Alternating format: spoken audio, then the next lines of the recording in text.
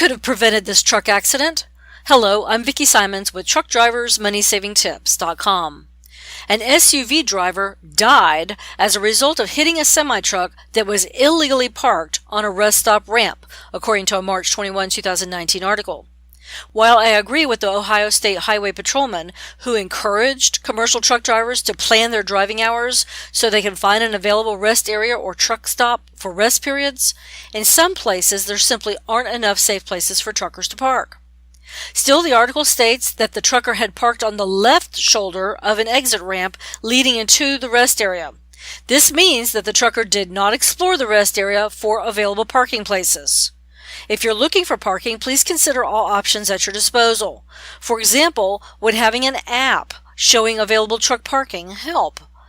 If you got value from this video, please feel free to like it, share it, or comment below.